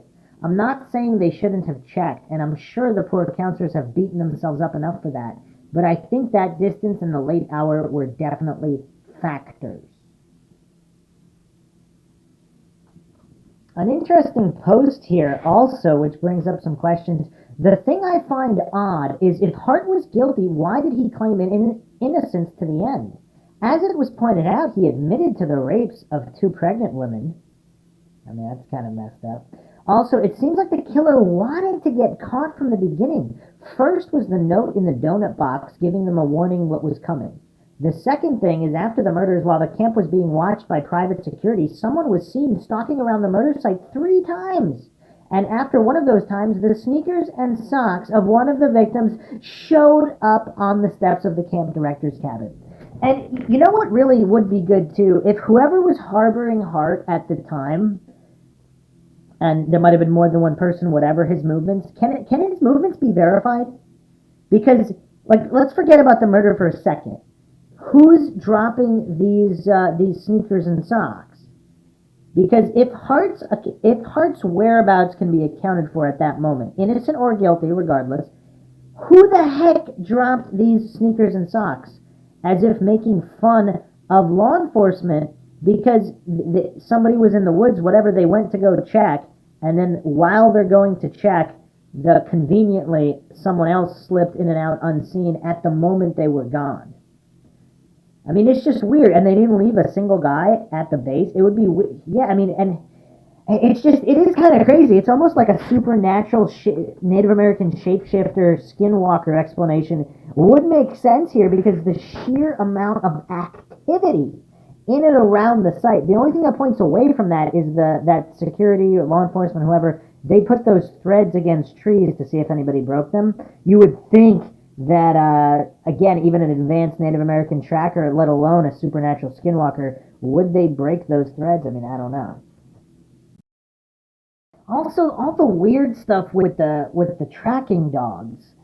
I mean, especially if they're good tracking dogs. I mean, we're not talking about one dog at Anomalies. I mean, there was multiple dogs, and they just randomly lose the scent. They're hot on the track, and then they randomly lose it and start looking at the sky. I mean, was this an alien? I mean, this is just, it's real. Like, when you add in all the bizarre oddities all together, like, by themselves, it's really, I mean, you could just write them off as anomalies, but once they start stacking up, it's kind of hard to ignore all of them. Another thing that nobody talks about, apparently there were 3 men who were hired to set up tents for the camp before the first day of camp. And they were on site for 5 days. They were never questioned by police. So those men, those three men, they would know exactly the layout of the tents, the distances to the counselors. I mean, they would know everything. I mean, this is kind of bizarre. Couple more posts here. I've also read about Bill Stevens as a possible suspect. I read somewhere that Stevens was a former Vietnam vet. Is that correct? If so, that would explain the jungle boot prints in the tent. I saw the picture of the cave wall writing, and the date format looks like the type that the countries in Asia use. North Korea, for example, uses the year, month, day officially as the way they write their date, as do other countries in that region. Not to mention the witness that said they saw him in that morning in a cafe with blood and lacerations on his arm. It baffles me that no one heard the person walking through the woods. Okay, well, see, and the witness with the cafe story, so nobody else saw him in the cafe, it was only one person? And why would he walk into a cafe with blood? And I mean, it's weird. And then again, I mean, if his cellmate or whatever, the other guy in prison, said that he confessed to it, I mean, is that true? It's tough. It's really tough. Here's another baffling post here. I couldn't track down the source, but this is Mindshock. I remember reading from someone, I honestly can't remember what site it was, purporting to be one of the Girl Scouts at Camp Scott that fateful night. She was meant to be in Tent 8 with the other girls, however, for some reason had ended up inside a tent with a group of older girls. She thought she was going to be transferred into Tent 8 that night, but the camp counselor said she would have to wait until morning. I believe she also reported more peculiarities, such as some girls were planning to meet up after lights out, but discovered that all their shoes had mysteriously vanished. What I can't remember is whether the person in question was said to be the daughter of one of the camp counselors or not. It is my personal belief that the killer had an accomplice on the inside, perhaps an unwilling one. It's possible that the note found inside the donut box wasn't a threat or a hoax, but rather a tip-off. After all, if it was the killer on the outside, how on earth was he able to drop a note inside the hut and sneak out again without being detected? And why would he warn them in advance? I mean, there's a lot of weird stuff here. So here's a forum post. So Tappa Talk has a lot of these arranged. I don't know where they came from or the original dates. But here we have this post here. I was in Camp Scott the night of the murders, although I do not recall which unit I was in. Lori Lee Farmer was a classmate of mine in 3rd grade. I still have a picture with her in it. I remember that night vividly. Laying on my cot in the tent with at least 2 other girls listening to the thunderstorm outside. The other girls kept complaining that squirrels were scratching on our tent, and maybe they were. We did hear a lot of scratching noises. Anyway, sometime in the middle of the night, myself and 2 other tent mates walked to the latrine to use the bathroom. Some other girls were coming back from the latrine and said they had seen someone coming down the trail within the woods towards them, shining a flashlight that had a red beam. We didn't believe them. With all the scary stuff going on as far as the weather was concerned, and of course it being most of our first nights away from our parents, we just thought they were playing with us. However, about 2 weeks later, it came out in the news that a flashlight was found with the bodies and it had red cellophane on the lens. That's when the whole thing hit home to me. This event has affected my life greatly. I was afraid to stay alone until I was in my late teens and have an anxiety disorder where I worry about everything still. Not sure the anxiety disorder was directly from this experience, but I'm sure it didn't help. I also developed a fascination with forensics and criminalistics because of it. I would really like to see this case solved. I would think after DNA testing was developed, they would have more info. Even if it just shows that Hart committed this crime, at least there would be some closure. I'm sure I'm not the only person who was there that night who has been affected by the whole thing. Another post here. I've often wondered the same thing. The investigators called all the girls to a hotel several weeks after the murders to question us. Man, that's a long time. I don't think I mentioned it, but maybe I did. I was afraid of the investigators. I remember them showing me pictures of some girl in wedding clothes and asking if I knew her, but not much else. Each unit has its own latrine, and I'd say it was about 100 to 200 yards from our tent. It was right up against the woods. It must have been between midnight and 2 a.m. when I went to the latrine with my tent mates. I don't really know, it was late. I'm not sure what time the attacks took place. So here are some more details about what's going on at the camp. Again, I don't know the source of who posted this. There was a different vibe shortly before the murders. There were definitely warnings, stolen articles, ominous warning notes, an effigy of a man found hanging by his neck, and shadowy figures. And talking about the camp, the place may not seem menacing now. I hope it is not reopened. There is obviously still a lot of interest in the murders, and reopening Camp Scott would re-sensationalize them in a way that would not be a good memorial for the victims and perhaps be insensitive to their surviving family members. Is anyone else as suspicious as I am of Carla Wilt? She heard scratching on a screen door during orientation week. She was the counselor to investigate the light out in the woods. She was the first to find a body on her way to the shower, even though she took an interesting route to the shower. She only found one of the bodies. The other two were way too close for her to see, and her answers are squirrely. Then finally, her eyeglasses were photographed with the bodies. She sure was a big part of this whole thing. I still wonder if she wore size 7 shoes. I'm not saying I think she was the murderer. I'm just saying I'm certain she didn't get any more than 5 hours of sleep that night, and I wonder if she got any. Another post here. I went to camp as a young girl 2 times. I went in 73, 74, and 75. My parents felt it was a good camp for me to attend. However, I remember hating it and being terrified every time I went out. Times were different back then, and people were more trusting. However, I remember everything about this camp as if I was there yesterday, and I always felt scared, and as a young girl of 10 years old, never felt like the camp counselors were close enough. And I remember writing letters to my parents and calling them, crying and begging them to come pick me up. I remember the girls in my tent, and I always heard noises outside the tent at night, like someone was walking around. And I slept every night with my head covered up because I was so scared. I dreaded it every night and couldn't wait to go home. I would never allow my child to go to a camp like this based on how it was laid out. The tents were not secure, and anyone could have come and gotten me as a child as well. I feel blessed and fortunate that I didn't get killed. I always knew I was scared to death every second I was there. So this has always haunted me even more, knowing that 3 beautiful girls were killed there only a few years after I was last there, and knowing I always heard someone walking around my tent. Was that the killer? Was he just trying to get the nerve to carry out the horrible act? It truly terrifies me to this day thinking about it. I mean, this is creepy stuff, but it's a good point, because is this a person who is intimately familiar with the layout of the camp? And were they doing stalking or prowling the camp the previous years?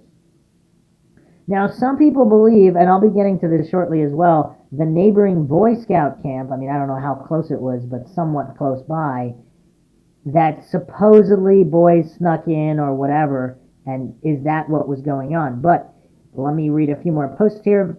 I worked at the Girl Scout office when the murders happened. I was only in my 20s, but I remember the tour of the camp I was given as a new employee.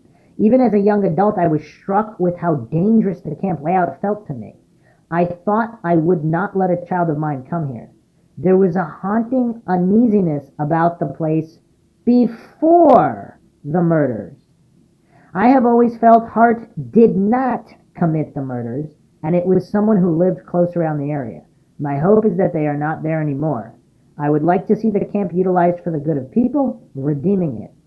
May the true murders be revealed in Jesus' name. Here's another interesting post. I know it's been years, and I was a little girl then, lived at Leach at the time this happened, but stayed a lot in Locust Grove at my dad's custom body shop. Leroy, as us kids called him, was a drunk, but he did not do this crime. The night of the murders, he was passed out in an old car at the body shop. My dad and his cousin Ed told the police that. The police even talked to my sister and me. They tried to get us to say that Leroy touched us in places he shouldn't have, but that just was not true. Leroy was a great guy, and as kids, we lost our drunken friend that we picked at and then run and hide. He and Ed would always come find us, chase us around, let us drive around in this field in an old car in a Chevy pickup. We had a lot of fun with Leroy and Ed. I was born in '65, and he never touched me in any wrong way or my sister. He didn't do that to those poor little girls. They need to reopen the case and find the real killer or killers. And another point that I do have to address, there's a lot of criminals and murderers out there that are just perfectly nice to certain people. And that's why those people would never believe that they committed any crime. Now, I'm not saying that's the case here, because if this alibi truly is legitimate, and he really was passed out in a car on the night of the murders, what does that mean? Here's another write-up here. Events leading up to the crime. Strange events were taking place around Camp Scott leading up to the murders. An effigy in the form of a man was found hanging from a tree by its neck, with its genitals showing. And personal items were disappearing from tents. The most interesting event was the discovery of a note in April which read, "We're on a mission to kill 3 girls in Tent 1. The note was considered a prank and never given to police. Crime. A storm hit the area around 6 p.m. causing heavy rain. Because of the weather, the campers were sent back to their tents. At approximately 1:30 a.m., moaning was heard near Camp Kiowa. Carla, a counselor at the time, checked out the noise and described it as a low, guttural moaning. It would stop whenever the beam of her flashlight came near. Carla was standing at the intersection of the trail 150 yards from Tent 8 and a dirt road leading to the main camp. At approximately 2 a.m., the tent flap of number 7 was opened. 3 of the girls inside were sleeping. The 4th girl stated that she noticed a beam of light moving about the interior from inside with the silhouette of a large figure behind it. The figure moved off toward Tent 8. Moaning sounds were heard throughout the night, not just by those in the Kiowa section, but those in 4 other units of the camp. At approximately 3 a.m., a girl in the Cherokee section across the woods heard a scream come from the direction of Kiowa, located about 2 city blocks away. A girl in Quapaw also heard a scream. The scream seemed to be cries of "Mama, Mama." The girl thought it may have been the voice of Lori Farmer. Wow, so this girl actually stated that it's possible that this was specifically her voice. At approximately 6 a.m., Carla found sleeping bags under a tree near the intersection in a pile. So why is it stating, I don't know the source of this, Carla checked out the noise at 1:30 a.m. with the flashlight, and whenever she put the flashlight towards the noise, it stopped. Okay. Huh. So at 6 a.m., she found the sleeping bags under a tree near the intersection. So at 1:30, she was out investigating and saw nothing. But at approximately 2 a.m., this 4th girl who wasn't sleeping inside Tent 7 was the one that said she saw the beam of light and a silhouette of a large figure behind the light. And moaning sounds were heard throughout the night. This is just so creepy. The bodies. Doris Milner was found nude from the waist down with her pajama top pulled up underneath her arms. Her hands had been tied behind her back with duct tape, and she had been beaten around the face. Around her neck, a cord and an elastic bandage were visible. A round, cylinder-shaped object about 4 inches long made of terry cloth was attached to the cord. The elastic bandage had been used as a blindfold, the terry cloth object as a gag. Michele Heather Guse and Lori Farmer were found inside their sleeping bag. Both bodies had been bound into a tight, compact, fetal-like position. Evidence. Guse's and Farmer's sleeping bags contained bloody bed sheets that had been used by the killer to wipe down the blood found on the wood floor of the tent. Also found was a roll of black duct tape and a flashlight the murderer had discarded. Jack Schroff was the owner of a farm 1 mile to the west of Camp Scott whose house had been broken into. Some of the items taken from his home were a sash cord, a roll of duct tape, 3 bottles of beer, and 3 identical crowbars. The beer bottles were later found empty on the campground. Outside Schroff's door, a jungle boot-style print was found. It matched other boot prints found near the crime scene. So if this information is accurate, then that would mean that the killer really did burglarize Schroff's before heading over. Another boot print had been found on the blood-soaked floor of Tent 8. Boot print size 10, and then also a possible tennis shoe size 7. Cause of death, Guse and Farmer were killed inside the tent. They were struck by a heavy blunt object in the back of their heads while they slept.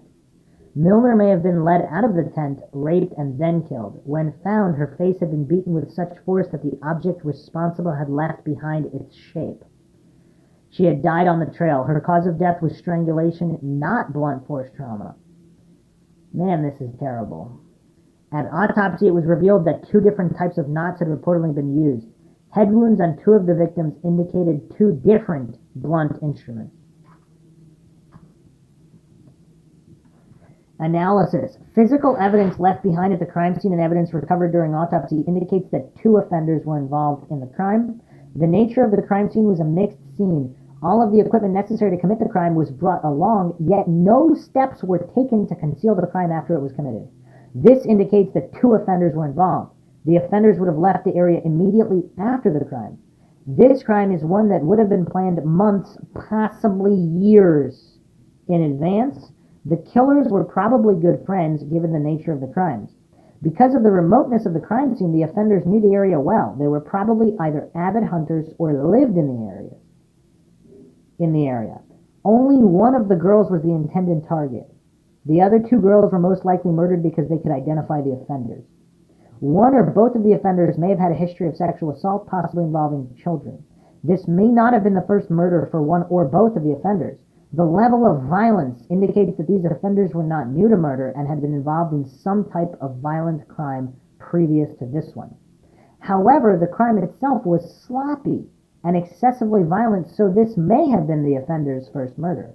The girls could have been led out of the tent or tied up and dragged out of the tent, killed in another location. That would have been more difficult to find, therefore concealing their identity. Instead, the victims were murdered inside the tent, leaving behind shoe prints and blood.